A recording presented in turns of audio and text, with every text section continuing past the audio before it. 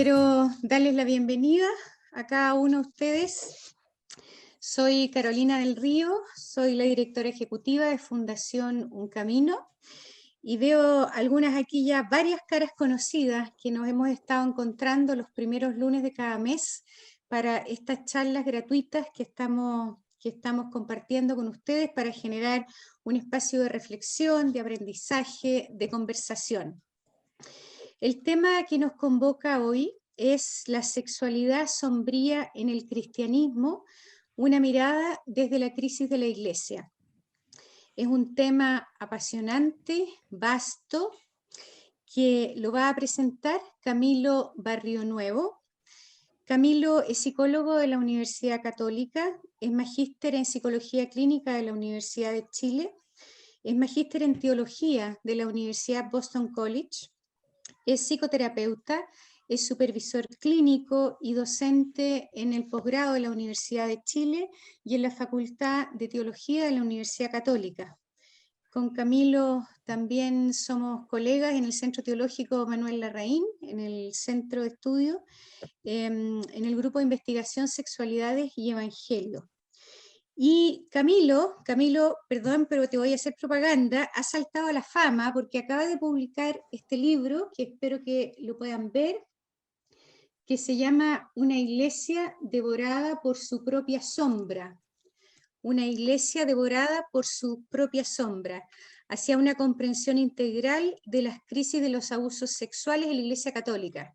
Es un libro extraordinario que intenta tener una mirada amplia de lo que ha significado y lo que han sido los abusos sexuales en la Iglesia Católica. Así que se los recomiendo, es de la editorial de la Universidad Alberto Hurtado.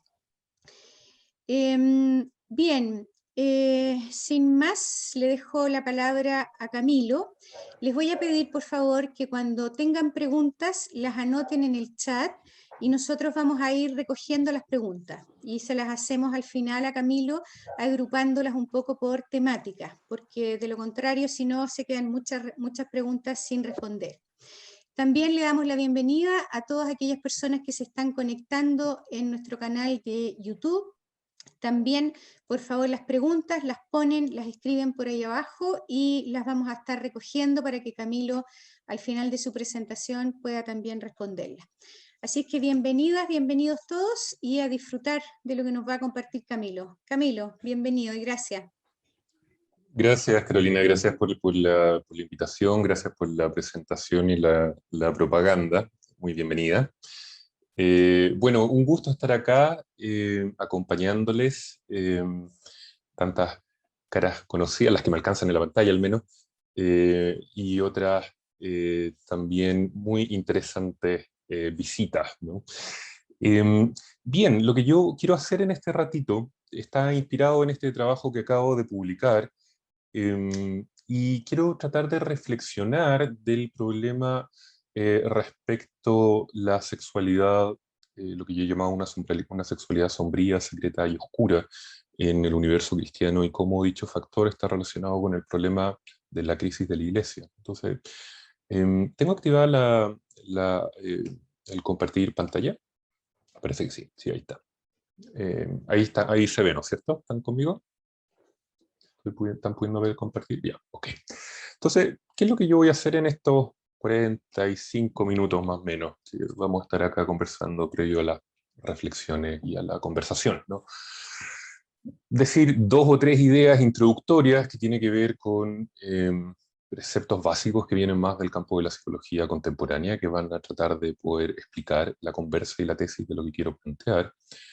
Vamos a hablar como el problema de lo que yo llamo teologías implícitas, o cuáles son como algunas ideas, fuerzas que pueden ser o no conscientes respecto a algunas temáticas, y cómo ellos delimitan el cómo establecemos ciertas relaciones con distintos ámbitos de la experiencia humana. Voy a dar una muy breve pasadita, como unos pocos minutos de contexto de cómo la sexualidad en el mundo cristiano se fue, comillas, demonizando, o se fue haciendo oscura, ¿no? Con el devenir de los siglos y en la tradición cristiana, y cómo eso nos afecta hasta el día de hoy.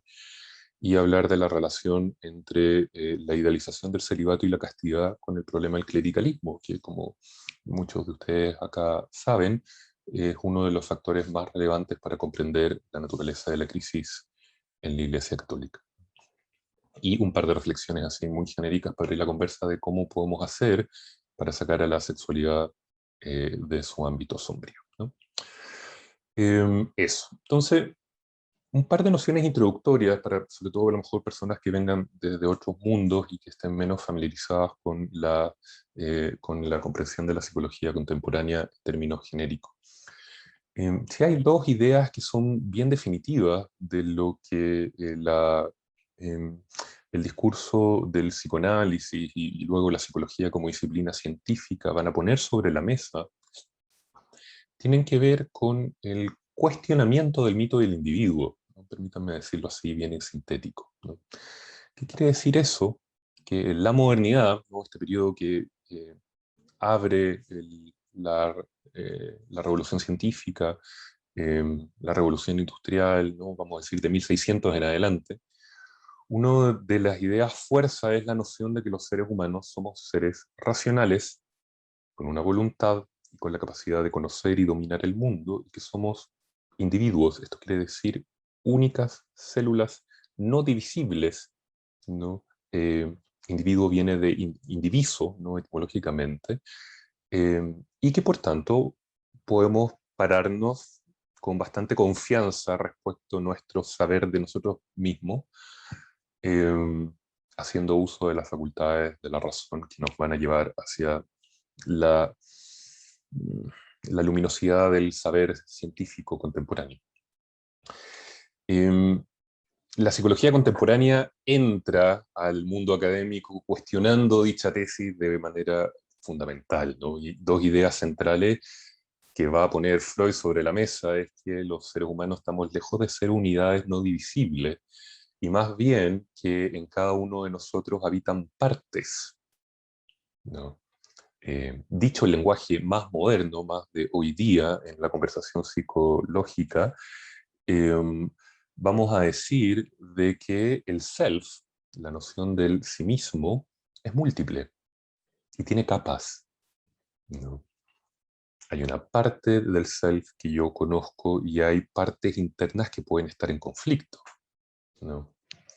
Eh, un notable psicólogo como fue Pablo de Tarso, ¿no? Va a poder escribir reflexivamente y va a decir, ¿por qué el bien que anhelo y que veo que está ahí sobre, vamos a decir, al alcance de la mano, no lo tomo, no lo hago, no lo actúo, y sin embargo hago el mal que no quiero, ¿no?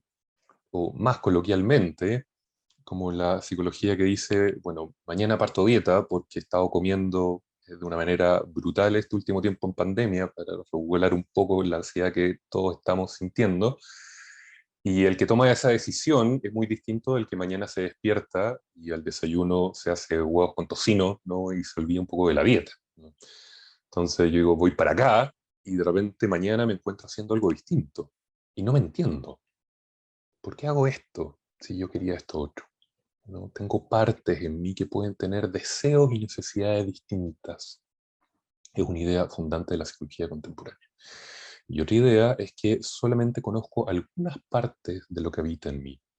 El alma, trayendo un poco el discurso de los clásicos de la literatura y la filosofía grecolatina, es inabarcable, es profunda, es misteriosa, ¿no? Lo que habita, uno puede tener 80 años y sigue descubriendo cosas de uno mismo que antes uno no sabía, ¿no? Heráclito por algo va a decir, el alma humana no podrías encontrar el confín del alma humana aunque tuvieras 1000 vidas. Así de profunda y vasta es, ¿no?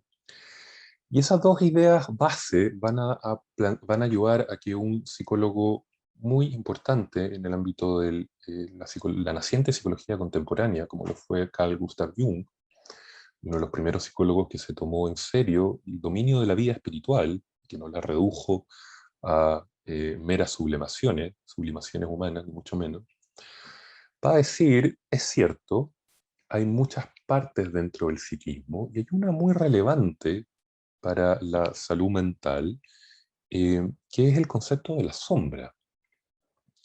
Y la sombra, dicho así, bien en sencillo, y para que se entienda un poco la tesis de manera más coloquial, implica todo aquello lo que soy y lo que no me gustaría ser.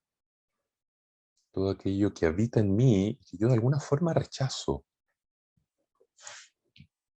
Entonces, la sombra de alguna forma toca los defectos del carácter, mis faltas, mis pecados, vamos a decir, el lenguaje religioso tradicional, impulsos, instintos, anhelos, deseos que pueden estar contrarios a lo que la cultura y mi ambiente dice que es lo correcto.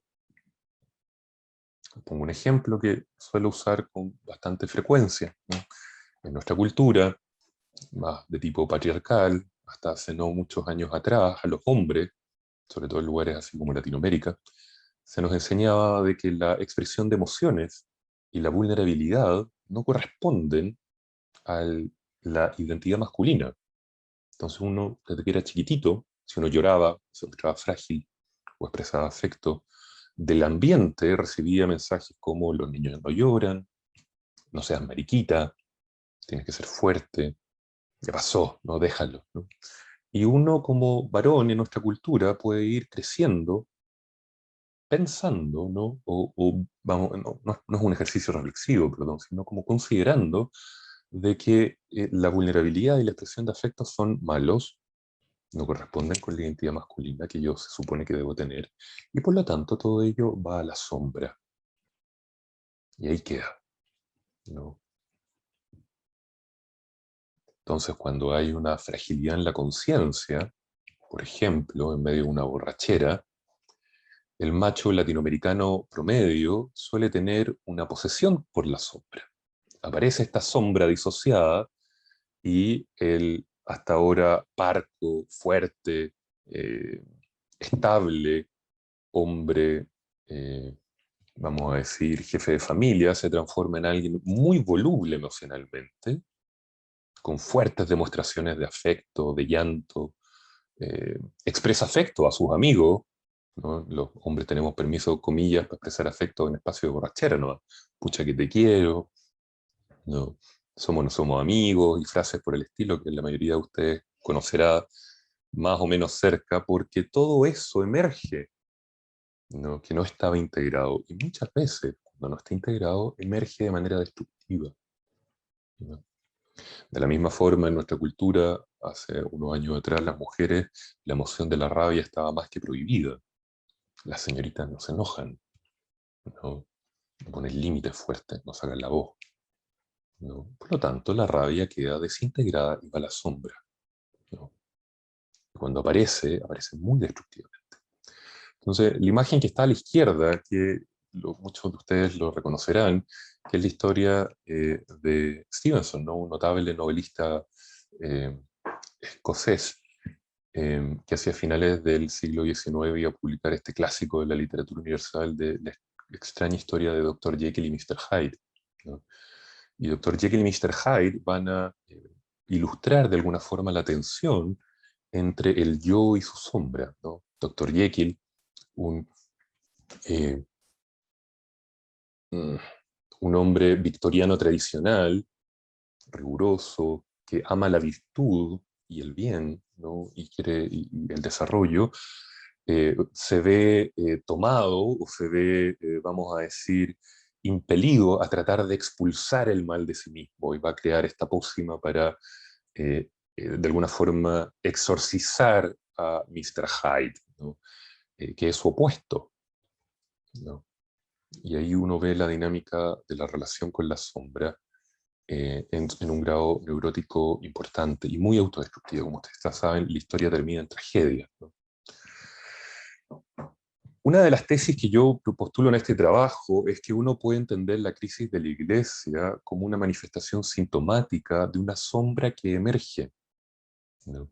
Y lo que yo digo es que la sombra de la iglesia tiene muchas cabezas, tiene muchos factores. Eh, Uno de ellos tiene que ver con el vínculo con la sexualidad humana y cómo en dicha tradición religiosa ha habido una concepción de lo sombrío, perdón, de la sexualidad muy sombría, oscura, y voy a plantear que en último término no está en concordancia con lo que el misterio de la encarnación implica, ¿no? Y voy a hablar de eso a continuación. Eh, entonces, eh, lo problemático de esto es que la sombra, como ustedes pueden apreciar ya, no es mala en sí misma. ¿Quién puede decir que la vulnerabilidad es algo malo? O la expresión de afecto, o la rabia, o la sexualidad. Pero cuando más disociada está una conciencia de su sombra, lo que pasa es que la sombra se hace más virulenta y aparece más primitiva. Déjenme poner la fórmula en sencillo. Si usted está más en conflicto con eso que usted teme dentro de usted mismo, esa sombra va a mayor represión, a mayor como miedo de, la sombra se hace más grande y más monstruosa. Y cuando emerge, deja la escoba, ¿no? Es como que usted agarra una parte de su alma y la mete en el sótano de la casa, la deja amarrada a pan y agua, sin luz, ¿no? ¿Qué es lo que pasa cuando uno deja una bestia, ¿no? Un animal, un ser humano, en esas condiciones? Se vuelve primitivo, ¿no? Se hace más animal, más destructivo. No pasa por un proceso de integración y de socialización, vamos a decir, de integración en la conciencia, ¿no? Entonces, ¿cuál es la tesis que yo planteo acá, ¿no? La tesis, y aquí voy a ligar la dimensión psicológica con la teológica, ¿no? Y tratar de hacer un puente, es que eh, las ideas teológicas respecto a distintas dimensiones del humano operan en lo implícito, ¿no? Como en el background, en el trasfondo, son lo que los psicólogos a veces hemos llamado core beliefs, que son como ideas fuerzas o ideas centrales, y definen nuestra relación con la realidad y con nosotros mismos. Y la pregunta que no podría hacerse es cuál ha sido la concepción del mundo cristiano respecto a la sexualidad en estas últimas centurias en la tradición católica, ¿no? No podría ver de que la teología respecto al cuerpo, a la sexualidad y al lugar del placer ha tenido un rol muy relevante en cómo las personas se vinculan con lo erótico. Si yo crezco en un ambiente católico, comillas, tradicional, y para decirlo así bien sencillo, se me enseña que en la sexualidad eh, es lo más alejado de Dios, o que ahí está Satanás, o que ahí está la oscuridad y el pecado, probablemente voy a empezar a tener una relación con mis deseos eróticos sexuales más problemática. Y esto, cuando uno ve las biografías de los sacerdotes que han cometido abusos sexuales, en general es más bien la norma. Una, eh, John Fagan, un importante teólogo irlandés que escribía ya para el 2009, cuando explotó la crisis en Irlanda, va a decir el rol de nuestra mala teología, cómo esta mala teología, ¿no?, problemática, define la manera como nos relacionamos con nosotros mismos eh, y explica los síntomas que nos ocurren, ¿no?, en los cuales vivimos inmersos, ¿no? Entonces, si pongo la tesis y la descompongo, tenemos cierto círculo vicioso que ha aparecido, pero no solamente los sacerdotes que han cometido delitos de abuso sexual, sino en parte importante del universo cristiano, ¿no? El círculo implica, hay un rechazo, miedo y demonización de la sexualidad. ¿A dónde nos vamos? Acá. Acá. Se ve la manito, ¿no es cierto? ¿Sí? Eh, los impulsos eróticos sexuales son depositados en la sombra. Esto es que habita en mí, no lo quiero, es malo. Si yo siento este deseo, si yo siento lo erótico, me convierto en una mala persona, más caricaturesco, Dios me va a castigar, me convierto en un pecador y empieza una lucha interna. La sombra se carga libidinalmente, esto quiere decir, empieza la represión más fuerte y la sombra se va de nuevo. A mayor represión, la sombra crece exponencialmente. Por lo tanto, la sexualidad en la sombra se vuelve más primitiva y oscura. ¿No? Con lo cual, cuando emerge, lo hace de forma disociada, caótica y destructiva. Lo cual, por supuesto, confirma el miedo y rechazo a la sexualidad. ¿Viste que es algo problemático? ¿Viste que es algo destructivo? ¿Viste que es una fuerza eh, que poco tiene que ver con Dios y con su plan para la humanidad? ¿No? Hay un círculo negativo, ¿no? Respecto al vínculo que se establece con lo sexual, ¿no?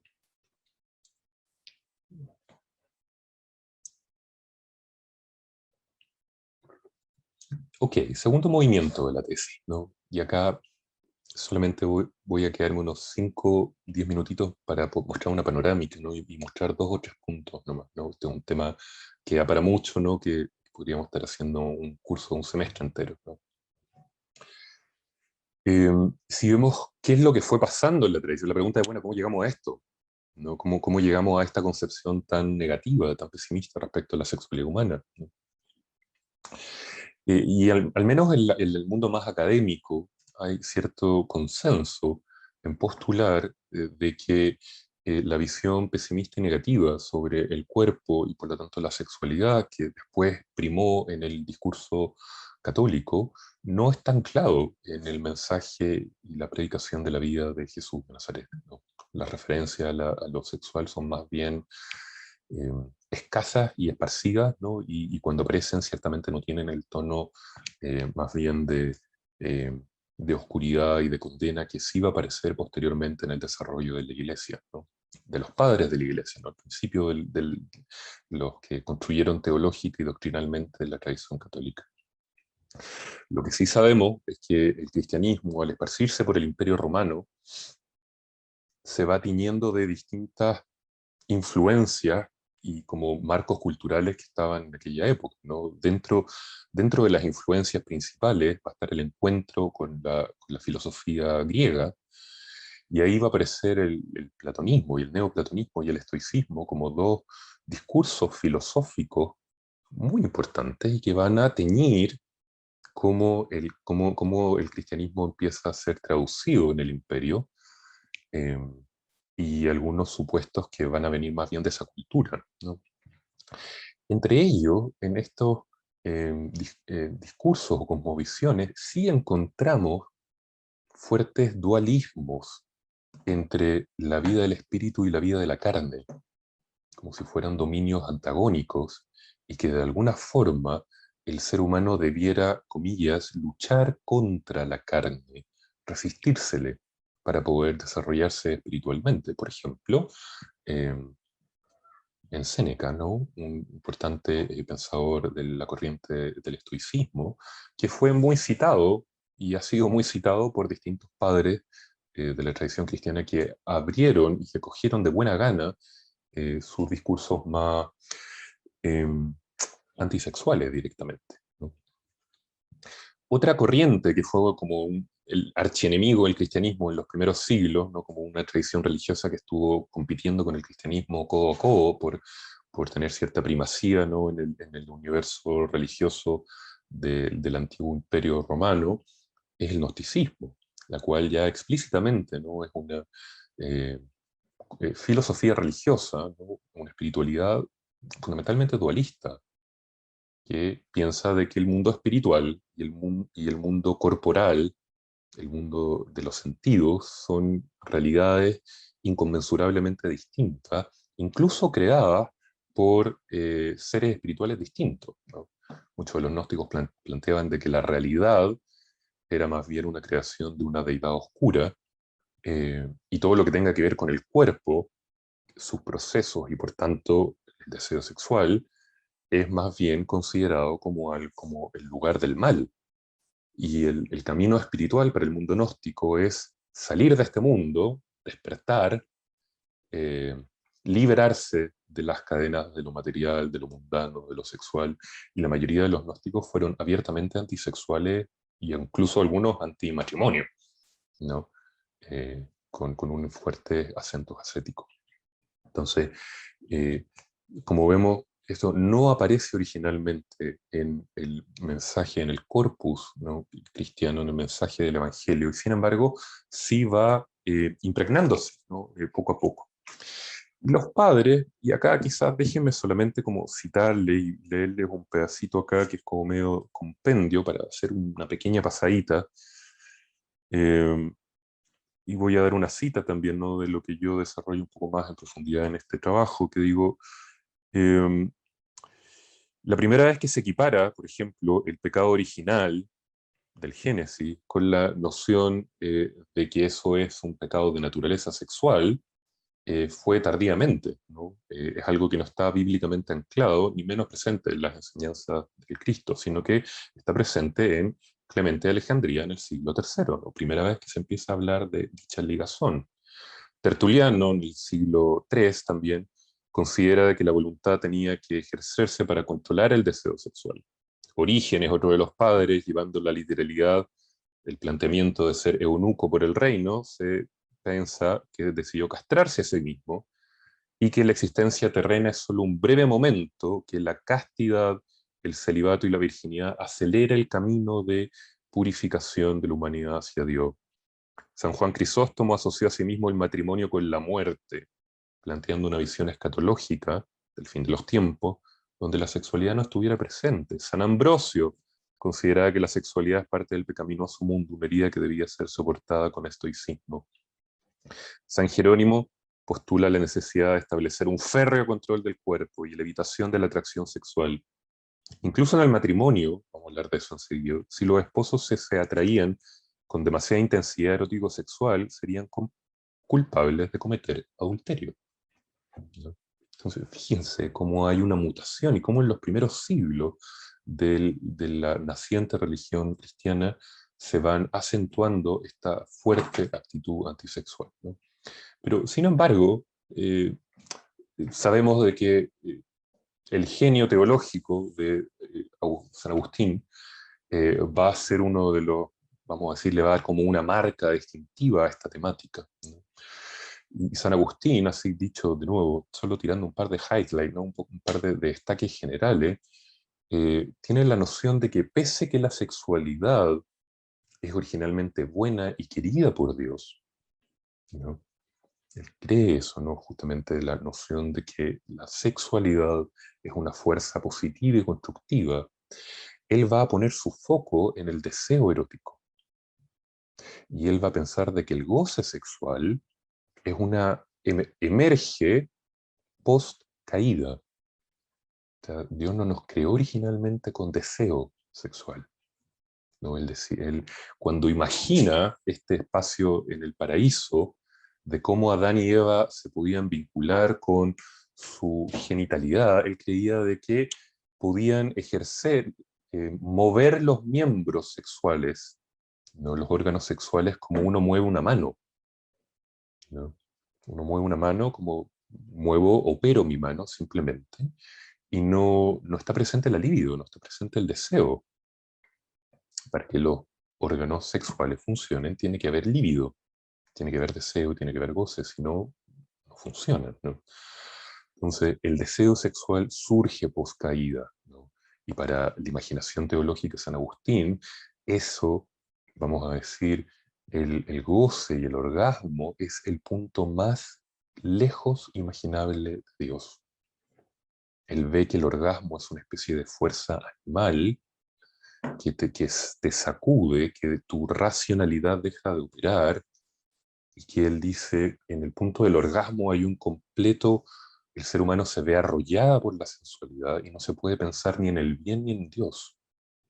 Y, y la sexualidad como un lugar que completamente te conecta con la animalidad y que no se puede, como que la voluntad humana no puede operar libremente ahí. Entonces, fíjense el imaginario teológico que va poniendo Agustín sobre la mesa, ¿no? Fíjense cómo, pese a que él, peleando con otros padres, lo define como una fuerza originalmente buena, va a poner todo su, eh, vamos a decir, reflexión teológica para describir el deseo sexual y el placer como algo que está intrínsecamente, que es intrínsecamente pecaminoso, ¿no? ¿Cuáles son las consecuencias de esto? Y vamos a ver que a lo mejor muchos de ustedes se van a sorprender de cómo a veces la imagen no ha cambiado tanto. ¿Cuál es el ideal que aparece en San Agustín y que después la iglesia medieval va a acoger con mucho entusiasmo y que se va a mantener incluso hasta nuestros días en distintos lugares? Es el ideal de una sexualidad vivida sin placer y sin deseo erótico. Énfasis en puramente lo reproductivo. El matrimonio como el único lugar donde puede ejercerse la sexualidad, ¿no? Y la ética es una ética de control. La sexualidad debe ser controlada, dominada por la voluntad y la razón, porque es peligrosa, porque es originalmente pecaminosa, ¿no? El deseo como un lugar de pecado y de resistencia al espíritu, ¿no? Para usar además una frase que es de Juan Pablo II, ¿no? Pero al hablar de la corporalidad. ¿Y qué otra consecuencia?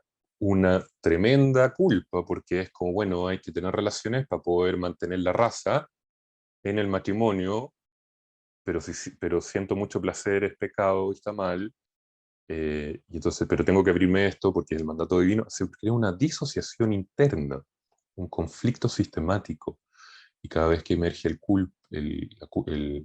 goce puede aparecer la culpa, el pesar por el deseo, ¿no? Y acá, solo mencionar dos o tres cosas, esto entra con fuerza en la cultura. Por supuesto, tiene muchos otros desarrollos que no tengo el tiempo para poder enumerarlos, ¿no? Solamente poner como un hito relevante que, sobre todo en UK, ¿no? A partir del siglo XVI, perdón, sexto en adelante, van a surgir todos estos innumerables libros penitenciales, ¿no? Y los libros penitenciales van a ser estos textos antiguos, especies de manuales, donde se va a empezar a tipificar y va a haber una especie como de obsesión respecto a cuál es el sexo permitido, cuál es el espacio de la sexualidad que está permitido y cuál no, y cuáles son cuál es el ranking de los pecados y cuál es el ranking de de la penitencia que tiene que aplicarse a cada una de estas faltas, ¿no? Y va a empezar un minucioso desglose de pensamientos, fantasías, acciones respecto a la sexualidad humana para intentar discriminar, ¿no? De cómo puede ser llevada esto en la vida de los fieles, ¿no? De nuevo, demasiada pasión erótica en el matrimonio es considerado también una falta, ¿no? Una falta pecaminosa, ¿no? Por el entregarse a la concupiscencia, ¿no? ¿Y qué es lo que pasa, ¿no? Y esto, de nuevo, voy a tirar un poquito el titular, ¿no? Me disculpan por eso. Bien. Uno puede ver que el arquetipo central cristiano que implica el mito, y lo digo en el término simbólico, no en el término peyorativo, ¿no? Como la estructura mito-simbólica del Dios encarnado, del Dios que toma cuerpo y se hace humano, e integra lo humano y lo divino en una unidad, que es una de las bellezas más profundas y misteriosas del discurso cristiano. Con el correr de los años, la Iglesia empieza a tener un destino, una decisión. Y este arquetipo de la unidad empieza a partirse en dos, y una parte de la existencia queda asociada a lo luminoso y a lo espiritual, y otra parte de la existencia queda asociada a lo oscuro y a lo sombrío, ¿no? Dicho en sencillo, el espíritu queda totalmente inmaterial, asociado a lo racional y por cierto, a lo masculino, ¿no? Los hombres, desde la antropología cristiana más tradicional de la edad antigua y de la edad media, los hombres somos racionales, más cerca del espíritu, que es etéreo, ¿no? Y que es luminoso. Y el cuerpo y sus procesos, el deseo, la sexualidad, pero también los procesos como, por ejemplo, el periodo menstrual en las mujeres, la materia, que es asociado a lo oscuro, a lo pecaminoso, a lo impuro, a lo carente. y en una religión que adolece de una visión fuertemente patriarcal, esta escisión neurótica, ¿no?, entre estas dos dimensiones que va a quedar Gani como anillo al dedo,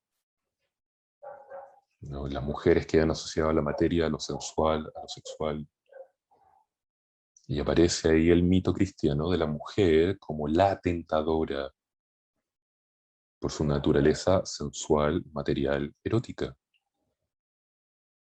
¿no? ¿Se fijan? Entonces, el arquetipo de unidad del espíritu encarnado, del Cristo, se parte, ¿no? Y una se idealiza y la otra se va a la sombra, se hace oscura. Y entonces la sexualidad, al ser considerada fuente de pecado y de suciedad, ¿no?, de contaminación ritual, espiritual, empieza toda una serie de preocupaciones y obsesiones con la pureza y con, por ejemplo, la relación entre tener abstinencia sexual y la Eucaristía, que empieza a aparecer ya con fuerza en esa época. Si tú has tenido relaciones sexuales, estás más contaminado simbólicamente para poder recibir la Eucaristía, que es una idea que a veces perdura hasta hoy en día en algunos círculos. Y se empieza a alabar la abstinencia, ¿no?, sexual, incluso en el matrimonio. Parejas que pasan por periodos de abstinencia sexual relacionados también con los tiempos litúrgicos, ¿no? Entonces, esa es como parte del imaginario que empieza a establecerse. Y eso crea una jerarquía ética sexual, distintos tipos de seres humanos respecto a sus conductas sexuales. Y acá, fíjense en la cita de Gregorio que traigo acá, de Gregorio VII, ¿no?, que dice: la entera compañía de la Iglesia Católica son vírgenes, continentes o casados. Quien esté fuera de las tres órdenes, por lo tanto, no está numerado entre los hijos de la Iglesia o dentro de los límites de la religión cristiana, ¿no? O sea, fundamentalmente una iglesia definida por la conducta erótica sexual. Y la enumeración no es casual, ¿no? Primero las vírgenes, segundo los continentes. Es jerárquico, es una distinción jerárquica. Por último, aquellos, comillas, débiles que ejercen su vida erótica sexual, los casados, ¿no? Y esta jerarquía sobre la supuesta superioridad del celibato va a ser algo que va a atravesar la cultura religiosa simbólica hasta nuestros días, ¿no? El Concilio de Trento, ahí en el enfrentamiento con Lutero, lo va a decir explícitamente, ¿no? Quien se atreva a decir de que el celibato no es superior espiritualmente a una vida sexual activa en una relación de amor, de matrimonio, ¿no?, debe ser condenado, ¿no? Lo dice explícitamente Trento. El celibato es superior, ¿no? Y con esto paso a la última parte, ¿no?, para tratar de ir cerrando un poquitito, ¿no? Voy a tratar de apurarme para ver si podemos dar espacio para la conversa. El celibato es temazo también, ¿no? Como acá voy a decir dos cositas solamente, ¿no?, para poder ilustrar un punto. El celibato está asociado, primero, es una práctica que es universal, que no es de todas las religiones del planeta, no es exclusivo de la tradición católica, primera cosa. Segundo, está asociado simbólicamente a la noción de pureza en muchas tradiciones. En ese sentido, la vida célibe estaría vinculado con la consecución de un estado existencial que es más pleno, con una mayor unidad y con una especie de perfección espiritual. Y el celibato lo que hace en todos los tiempos, en todas las culturas, está vinculado con el poder. Aquel que logra controlar y, comillas, dominar su sexualidad, se convierte en una persona poderosa culturalmente, se separa del resto de los seres humanos.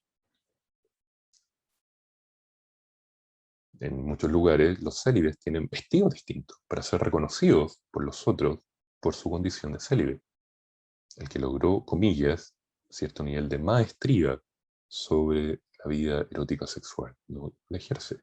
De nuevo, jerárquicamente superior la continencia respecto a la sexualidad ejercida de buena forma. Entonces, el sacerdote se convierte en lo que en psicología analítica se llama una personalidad maná, que es una personalidad que inviste poder sobre sí.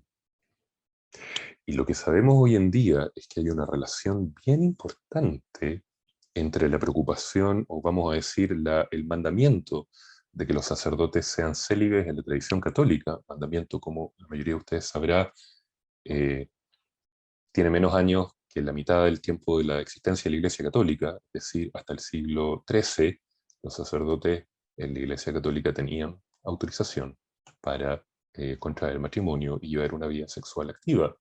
¿No? Solamente con el Concilio Lateranense segundo, ¿no? Va a imponerse de forma definitiva el celibato sacerdotal, ¿no? Y muchos académicos han postulado la tesis que eso tiene que ver con la eh, creación de una iglesia que se va volviendo progresivamente clericalista, ¿no? Y clericalista implica de que hay dos tipos de seres humanos: el clero, que son únicamente hombres, supuestamente célibes, que son los que tienen poder, voz y voto en la iglesia, y de nuevo, la noción de iglesia piramidal, que los de más arriba están más cerca de Dios, y abajo las mujeres y el mundo del clero, o sea, el mundo del laicado, ¿no? Laicos y laicas.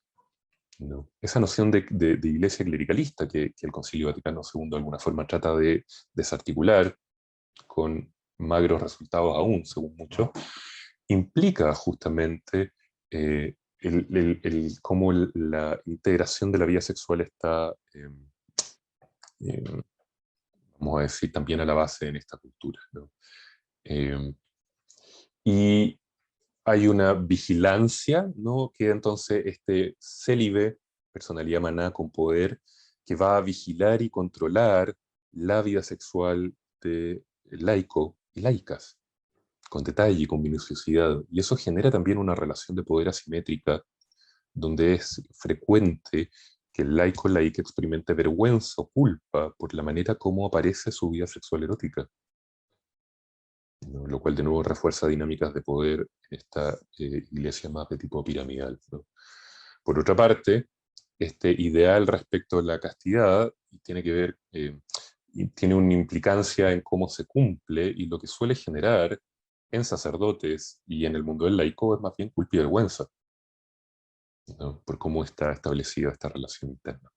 Y por último, pero no menos importante, genera un clima de secretismo respecto a la sexualidad, ¿no? Y ocultamiento. La sexualidad que ahora ya es completamente oscura y como esta fuente de mal y de podredumbre, tiene que quedar como bajo, como en el sótano, oculta, ¿no? Si los otros supieran cómo yo vivo mi sexualidad o cómo me vinculo con ella, me juzgarían o no me considerarían un buen cristiano, etcétera, ¿no? Instaura ese clima cultural, ¿no? Entonces, trayéndome un Thomas Doyle, ¿no? Que es un notable experto en la crisis a nivel internacional, la crisis de los usos sexuales, dice: el sacrificio del celibato y el aura de misterio que lo rodea ayuda a promover la creencia que al célibe, de que él es ontológicamente superior a otros. Su celibato, él cree, simboliza el mayor valor que posee, uno que le garantiza la entrada al lugar entre los santos de los santos, donde él se comunica directamente con el Todopoderoso. Prescinde el celibato y la casa del clericalismo comienza a desmoronarse, va a decir Thomas Doyle, ¿no? Em, ya. Y bueno, acá cerrando entonces, bueno, ¿qué hacer ante este tema, ¿no? La pregunta es, ¿cómo sacar a la sexualidad de lo sombrío? ¿Cómo imaginar una sexualidad que tenga re- otro, otro imaginario simbólico, que a lo mejor dialogue mucho más con, de nuevo, con el arquetipo de unidad que implica el misterio en el cristianismo del Dios que toma cuerpo y que le da una dignidad al cuerpo y sus procesos, y por tanto también a la sexualidad, que en verdad es bastante única si uno lo compara con otros credos religiosos. El rescate de los disidentes, pongo yo acá, hay pese que haya un discurso mayoritariamente oscuro respecto a la sexualidad y el deseo, si uno busca en el linaje teológico cristiano, hay muchos autores y autoras que tienen otro imaginario respecto del cuerpo y respecto de la sexualidad, ¿no? Un cuerpo digno, un cuerpo de alguna forma sagrado, y un cuerpo también misterioso y que abre justamente a la dimensión del amor encarnado, como una de las dimensiones más profundas en las cuales un ser humano puede experimentar también el amor divino. Tertuliano, por ejemplo, que lo citamos por sus visiones más negativas respecto a la sexualidad, tiene un texto muy interesante que se llama De Anima o del alma, y plantea de que en el coito, ¿no?, y en el orgasmo, lo que pasa realmente es que ahí se eyacula no solamente el semen, sino también el alma humana. Y él tiene la noción de que el acto sexual es uno de los actos más profundos, misteriosos y radicales, y que fueron diseñados originalmente buenos, queridos por Dios, y que no solamente el cuerpo y la sexualidad es buena y querida por Dios originalmente, sino también el deseo, porque en el deseo y en la sexualidad se da una integración no de dos dimensiones como corporales, instintivas, primitivas, sino de dos almas. Fijan, otro imaginario teológico, una forma distinta, ¿no?, de hablar de la sexualidad, ¿no?, digna, sagrada, profunda, ¿no? El sexo no solamente tiene que ver con la procreación, va a decir, sino con una expresión del amor, que es algo que muchas veces en la teología tradicional sobre la sexualidad se pierde, ¿no? Lo erótico como el espacio de expresión del amor, vamos a decir, corporal, eróticamente sentido, ¿no? Eh, Puse acá Julián de Clana también, ¿no?, contemporánea a Agustín, que fue con el cual más dialogó San Agustín en ese tiempo, y que justamente iba a afirmar de que la noción de que el deseo sexual humano es positivo, diseñado y querido por Dios, ¿no? Pedro Abelardo, por ejemplo, como otro importante pensador al respecto, ponía de que el, el pecado implica cierta participación en ello, y que no puede haber en un acto que es, de nuevo, parte del diseño divino, de que Dios quiso diseñar la procreación con el goce y el placer desde el origen mismo de la creación, ¿no? Y que por tanto otro imaginario respecto a la sexualidad debe aparecer, ¿no? Y así notables místicas como Hildegard de Bingen, las Beguinas, ¿no?, este movimiento de mujeres místicas laicas del siglo XIII en adelante, que van a rescatar el lenguaje del amor cortés, ¿no?, formas de hablar del amor de Dios con un tinte erótico muy marcado, ¿no?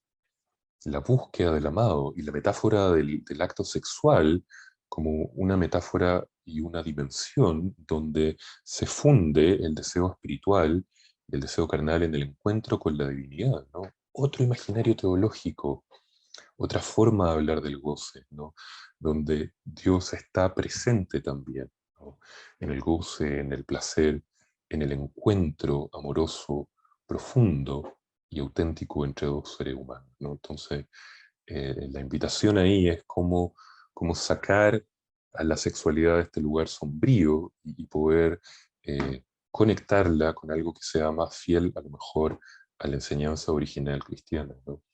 Y yo diría, y con esto cierro, de que lo central es quizás cómo nos movemos de narrativas del control, que están presentes bueno, desde los padres en adelante, hasta incluso en alguien como el genio teológico de Juan Pablo II, ¿no?, que va a ser uno de los autores de nuestro tiempo que más va a escribir sobre la teología del cuerpo, eh, y el lugar de la corporalidad, ¿no?, como un lugar de expresión constitutivo del ser humano, y la relacionalidad, ¿no?, el vínculo humano como un lugar donde se revela el imago Dei también, ¿no?, el lenguaje de Juan Pablo II.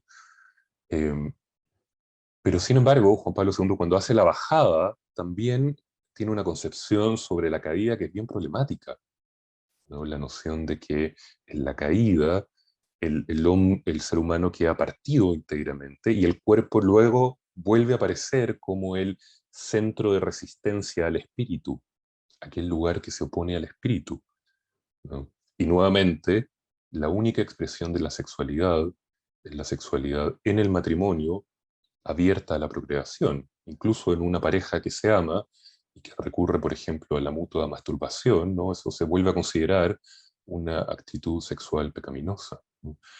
Eh, y bueno, incluso decía en alguien como de ese genio teológico, el imaginario es más bien del control, el cuerpo como un órgano que tiene que volverse sensible, obedecer al espíritu.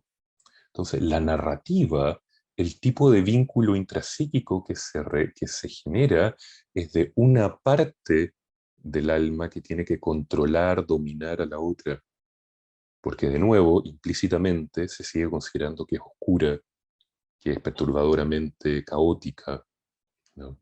Entonces son narrativas que tienen que ver con el control versus narrativas que tienen que ver con la integración, ¿no? Cómo me vinculo con la dimensión erótica sexual, es como cómo controlo esta especie de bestia terrible, destructiva que habita en mí, versus de cómo me abro a lo mejor a la realidad más, eh, vamos a decir, espiritual también, que implica la dimensión de lo erótico, eh, la sexualidad como un espacio que tiene que ver fundamentalmente con el amor en su lado más luminoso. Eh, y por último, un lugar donde hay un deseo de integración, ¿no? Que es otro imaginario que el del control y del dominio, ¿no? Respecto al erótico, ¿no? Eh, bueno, eso así en términos generales, ¿no? Como quise dar como una pequeña panorámica, una historia, un contexto, contar ahí algo respecto a esta temática.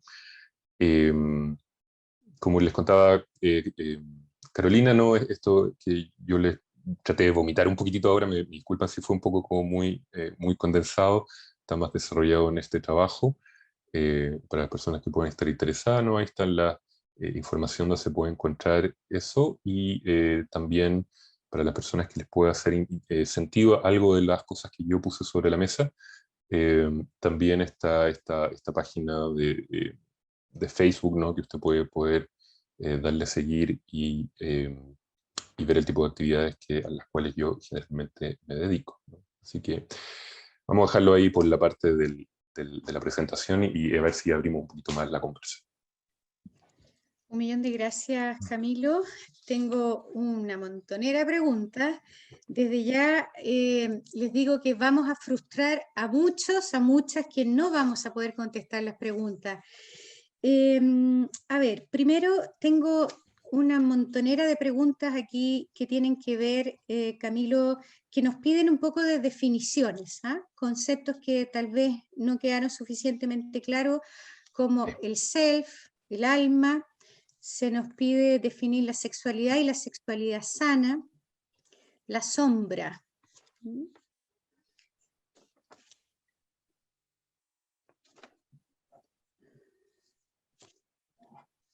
Como piedras angulares, así para seguir comprendiendo. Tal vez te doy la palabra para responder eso y después te hago las demás preguntas, ¿te parece? Sí, claro. Bien. Ocupé el self en el sentido más sencillo del término, relacionándolo con el propio autoconcepto, con la noción de sí mismo, ¿no? Self se traduce como sí mismo, es como es un término que es flexible y vamos a decir, dicho en sencillo, que tiene que ver con la noción de identidad, ¿no? Que es lo que yo, vamos a decir, considero, pienso respecto de mí mismo. En cambio, el alma, ¿no? Es un término que es un poco más poético, explícita, con intención, ¿no? Porque al menos como se usa en el ámbito de la psicología analítica, habla no solamente del, vamos a decir, del self consciente o del yo consciente, sino también de la vida interior inconsciente, ¿no? Y tiene que ver con fundamentalmente la noción de interioridad y profundidad que habita en cada ser humano, que no se remite a la mente consciente, ¿no? Entonces, el alma, de alguna forma, no va a explicar tanto la vida consciente como la vida inconsciente unidas o integradas, ¿no? Y respecto a la pregunta sobre la sombra, quizás, vamos a decir de que tiene que ver con, de nuevo, todo lo que habita en mi personalidad, digámoslo de esa forma, pero que temo, rechazo, eh, sí, como no me gusta de mi personalidad, ¿no? Todo lo que habita en mí y que feliz no me gustaría que no estuviera, ¿no? Una imagen a lo mejor más corporalizada de la sombra tiene que ver con la espalda humana, ¿no?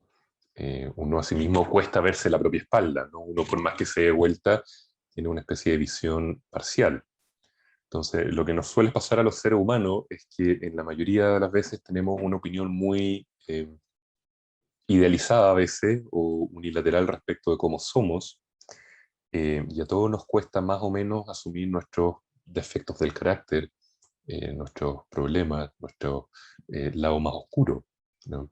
Pero si uno habla con la gente con que vive con uno, y uno le pregunta cómo es el lado oscuro de tu mamá, de tu papá, de tu hermano, de la persona con la que vives, la mayoría de la gente sí lo ve, ¿no? Es uno el que no alcanza a ver la propia sombra. Y la sombra, por desgracia, tendemos a proyectarla en el prójimo, de muy buena gana, ¿no? Eh, entonces pongo en el otro. ¿Se acuerdan del hipócrita? No vea la paja en el ojo ajeno, sino la viga en el propio, ¿no? Eh, Jesús está haciendo ahí psicología, un antecedente de esa frase, tiene que ver con el funcionamiento de la sombra. Hipócrita, no veas la sombra tuya puesta en el prójimo, porque tus propios defectos no los ves ahí. Dice, sácate la viga primero para que puedas ver con claridad, va a decir Cristo, ¿no? Y esto porque cuando uno proyecta la sombra en el mundo, uno ve la propia proyección. Entonces, los que están de este lado somos los luminosos, buenos, nobles, seres intencionados que queremos cambiar el mundo, y los que están más allá de la reja son seres abominables, eh, malévolos, ¿no? Nuestros soldados son los valientes soldados que van a luchar por la libertad y la justicia, y los soldados del país vecino son una especie de seres destructivos, eh, criminales, etcétera, ¿no? Entonces, lo mismo con la política, por ejemplo. Los de mi sector político son los bien intencionados, los comunistas son los come guagua, o los de derecha son los, vamos a decir, eh, voraces capitalistas que solo quieren su provecho y destruir el mundo, ¿no? Las sombras se ponen en el prójimo y en el mundo. Y lo que yo postulo es que la iglesia también tiene una sombra, que tiene muchas cabezas. Una de ellas es la sexualidad, y la iglesia clericalista no ha puesto justamente la sombra a veces en el mundo, ¿no? Y ha desarrollado un autoconcepto como de una idealización del clero y de la iglesia institucional, eh, y pone la dimensión sombría de nuevo fuera de ella, y aparece este imaginario de la sociedad perfecta, de la infalibilidad religiosa, o, ¿no? Como y toda una serie de discursos teológicos simbólicos que hacen de que la iglesia esté más afectada como este problema de narcisismo espiritual, ¿no? De un elevado concepto sobre sí mismo, y no hay un reconocimiento de la dimensión sombría, ¿no? ¿Qué es lo que dice Francisco cuando le escribe la carta del 2018 a los obispos chilenos, ¿no? La psicología del élite, ¿se acuerdan? ¿No? El narcisismo espiritual. Bueno, Francisco está describiendo eso también, ¿no? Ese fenómeno, ¿no? Gracias, Camilo. Voy a unir dos preguntas en un comentario que hace Lina y una pregunta de José Manuel. Lina dice, la sexualidad culpable y exclusivamente para la procreación era para las mujeres, porque los hombres no la vivían así. Y unido a eso, ¿crees que la virginidad de María y el celibato de Jesús influyeron en trasladar a las sombras la sexualidad? Ay, se me acaba de perder. ¿Me repites un segundito cómo partía la primera pregunta? Solo para... Que la experiencia de la sexualidad Ah, ahí está, ya. vinculada a la Sí, procreación y a la culpa ha sí, sido tradicionalmente femenina. sí, ¿Mm? sí, sí. Sí, sin duda, femenina, y en el hombre aparece disociado, ¿no? Aparece el eros disociado, aparece el eros, vamos a decir, desexualizado muchas veces hacia la esposa, ¿no? Vamos hablando en términos tradicionales, y la mujer degradada, ¿no? Comillas, la prostituta, ¿no? Aparece como el depositario para vivir una sexualidad no integrada y que cosifica, ¿no? Entonces, efectivamente, en nuestra cultura católica, que ha adolecido de una visión más bien misógina, ¿no? Y patriarcal, parte importante de su desarrollo histórico, eh, tiene esta noción de intento de controlar la sexualidad femenina desde mucho tiempo, ¿no? Como este proceso de decisión, y la mujer, al quedar simbólicamente ligada a lo sensorial, a la materia y a lo erótico, ¿no? Se proyecta justamente todo lo oscuro y lo maligno en ella, ¿no? Recuerden, para la Edad Media, generalmente Satanás aparecía con pechos, ¿no? Aparece feminizado en muchos lugares, ¿no? Eh, Ahora, lo que es interesante es que en el universo simbólico católico, y estoy ligándolo con la segunda pregunta, aparecen dos tipos de prototipos femeninos, pero muy marcados y muy disociados. Aparece la mujer virgen, y aparece la mujer virgen idealizada, como la figura de la Virgen María, por ejemplo, ¿no? Y aparece la mujer sexualizada, degradada, ¿no? Ahora, es interesante porque al menos desde un punto de vista más psicodinámico, tanto la idealización como la degradación son intentos de control del objeto o implican la expresión de hostilidad, ¿no? Y agresividad. Tanto cuando idealizo algo, cuando lo degrado, el mecanismo que está a la base, ¿no? Es una expresión de un sentimiento de hostil y deseo de controlar, ¿no? Y esto tiene que ver con la pregunta previa, ¿no? Porque en una sexualidad, vamos a decir más bien, hay sexualidades que son patológicas, podríamos usar esa palabra en el sentido amplio del término, eh, cuando justamente lo que se rompe es la relación de mutualidad, la perspectiva intersubjetiva. Yo me relaciono contigo como un otro tú. Y lo que prima es el eros, el respeto, el amor, la entrega, la apertura. El amor erótico es un donarse de sí, ¿te fijas? Un donarse de sí que puede ser constructivo y donde las personas pueden encontrarse de una manera particularmente íntima y en el espacio de vulnerabilidad y confianza y cercanía, ¿no? No podría decir cristianamente, uno de los lugares donde Dios está agudamente presente, ¿no? Si entendemos a Dios como justamente el Dios amor que predica el mundo cristiano, ¿no? En cambio, la sexualidad, cuando se hace más patológica, es una sexualidad donde la relación intersubjetiva entre el yo-tú se rompe y aparece una cosificación del otro, una relación yo-ello, ello como una cosa, un objeto que instrumentalizo para mi propio goce, para mi propio placer, ¿no? Entonces, ahí aparece una relación justamente sexual que puede estar mediada incluso, como sabemos, por la violencia o el abuso, ¿no? Como lo que ha pasado en toda la situación de la crisis de la iglesia, ¿no? Pero ahí la dimensión intersubjetiva es la que se quiebra, ¿no? Y es vamos a decir, una traición, una profanación del potencial amoroso, espiritual que tiene la dimensión erótica, ¿no? Eh, entonces, quizás algo de esta imagen como de y en esto me da un poco por, porque yo le daría la palabra más a la Carola, que es como su tema de especialidad, ¿no? De la idealización de la mujer virginal madre, ¿no? Y la caricaturización como de una mujer como sin agencia, sin poder, ¿no? Cada vez que la mujer demostraba autonomía, uso del raciocinio, ¿no? Aparecía como el miedo, ¿no? El temor a lo femenino, ¿no? Eh, entonces uno va a decir que esta cosa así como media fofa de repente que, pues, perdónenme la palabra, pero para que se entienda, ¿no? Como de la caricatura de la Virgen María como una mujer así como, ¿no? Como pusilánime, uno podría decir, ¿no? Como contemporáneamente, que está como desanclado de su sexualidad, de su erotismo, ¿no? Eh, entonces, si se fijan, ¿no? Como ahí hay un vamos a decir, una decisión muy grande, ¿no? Entre la mujer idealizada sin eros y la mujer que tiene eros y que está degradada. Entonces hay que salir de ese discurso, ¿no?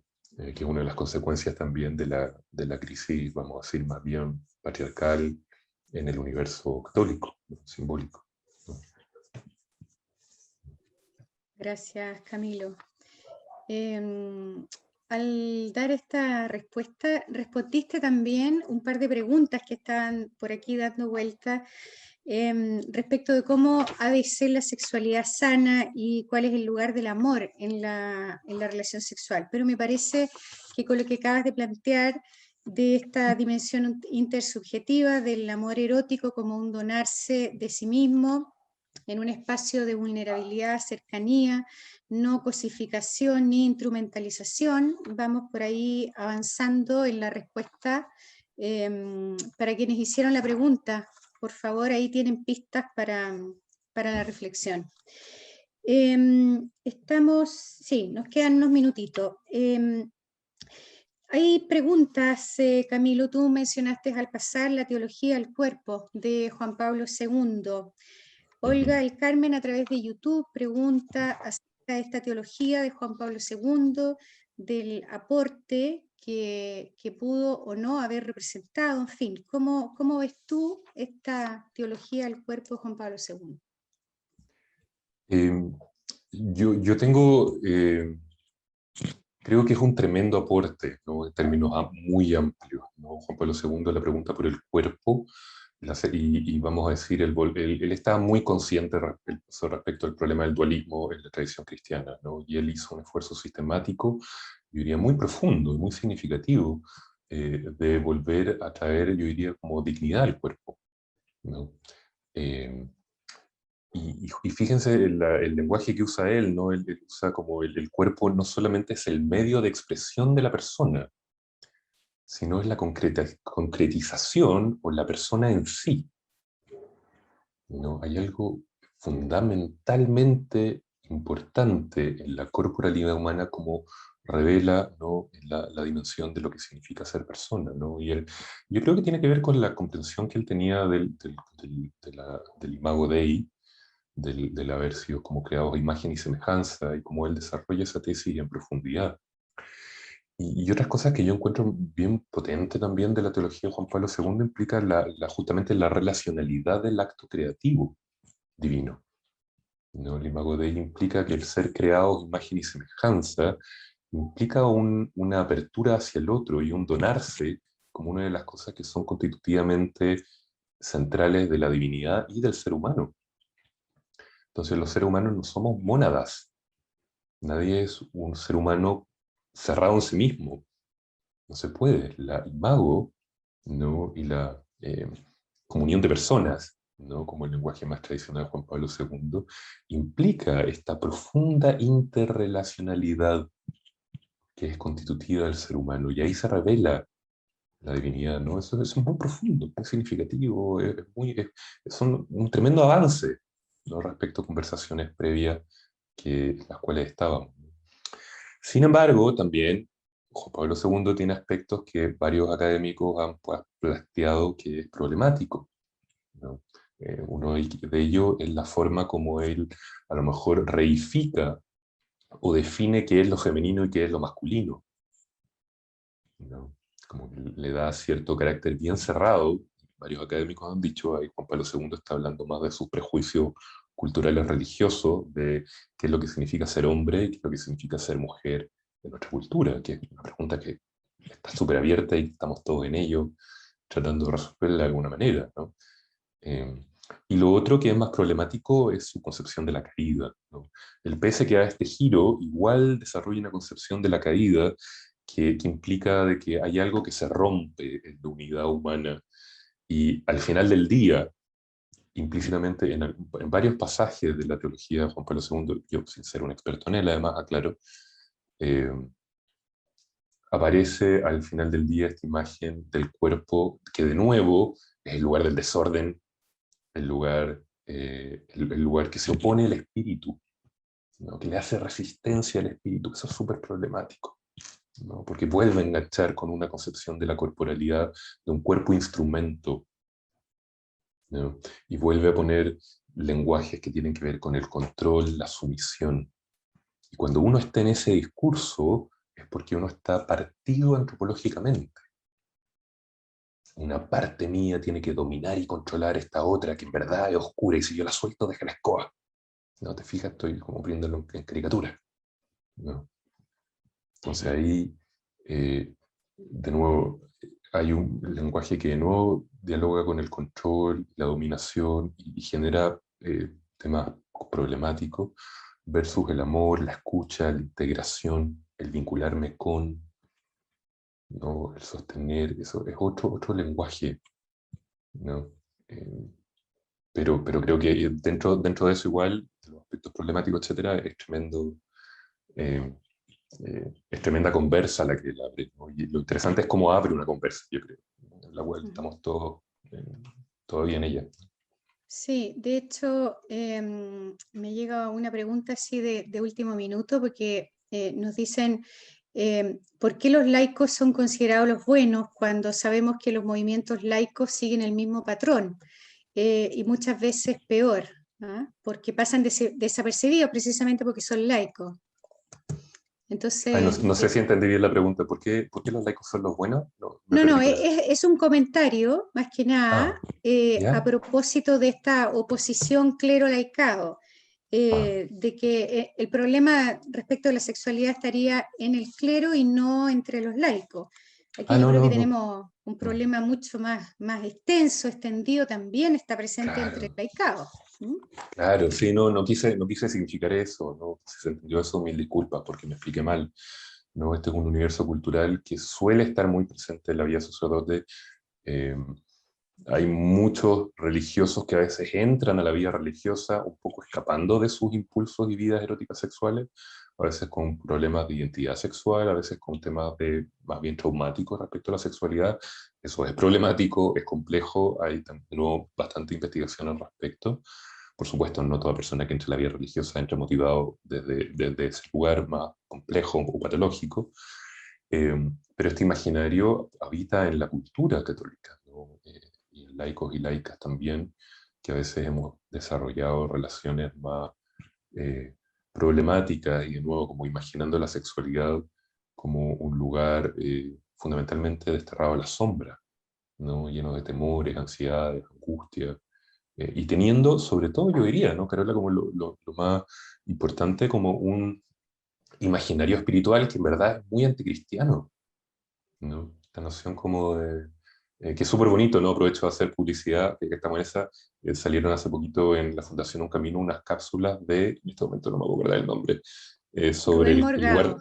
Rubén Morgado, respecto al lugar del cuerpo, si usted no la ha visto, por favor véala, está muy buena, eh, que justamente, ¿no? El mensaje cristiano tiene algo novedoso y central respecto a la corporalidad humana, que es poco frecuente en distintas tradiciones religiosas, ¿no? Es bien único, ¿no? De lo que implica eh, una concepción corporal realmente cristiana, ¿no? Que es un regalo, es una maravilla y es fundamentalmente luminosa. Eh, y a la hora de los que hubo, muchas veces los cristianos relacionamos como de si el camino espiritual tendría que ser como ir a Dios allá a las alturas y despojarnos del cuerpo, despojarnos de nuestros impulsos, de nuestros deseos, de nuestra humanidad, por una espiritualidad muy desencarnada, ¿no? Entonces eso es muy, muy, muy contrario como a uno de los mensajes centrales del mundo Tenemos que cristiano. recuperar el cantar de los cantares, Por Camilo. ejemplo, Wigevia ¿no? plantea por ahí por qué la iglesia no ha incorporado más el cantar de los cantares. Ahí tenemos una fuente preciosa Bueno, ya estamos un poco sobre la hora, pero quiero cerrar con una última pregunta, Camilo, porque además ha sido tema de conversación desde la cuenta pública del presidente, desde el momento en que anuncia el matrimonio igualitario. Y nos llegan aquí preguntas acerca de la diversidad sexual, de la aproximación de la Iglesia a la homosexualidad y cómo se vincula la Iglesia con esa diversidad. Si tú puedes decirnos una palabrita orientadora para terminar. De nuevo, tengo la impresión que eso, un comentario tuyo sería más pertinente que uno mío, porque es más campo que tú has venido desarrollando con mucha más profundidad de lo que he hecho yo. Pero bueno, si me obligan a hablar, te devuelvo la pregunta igual, ¿no? Porque a lo mejor tú propones algo. Eh, yo diría fundamentalmente que es una conversa, hay fuerzas en pugna de manera importante, ¿no? Moviéndose, ¿no? ¿Qué implica el amor homoerótico? ¿Qué implica formas distintas o alternativas de imaginar la familia? ¿Cómo se vincula eso? Hay toda una línea en teología que en Chile no está muy desarrollada, pero en otros lugares tiene que ver con teologías que tomen en serio la dimensión de la diversidad sexual, ¿no?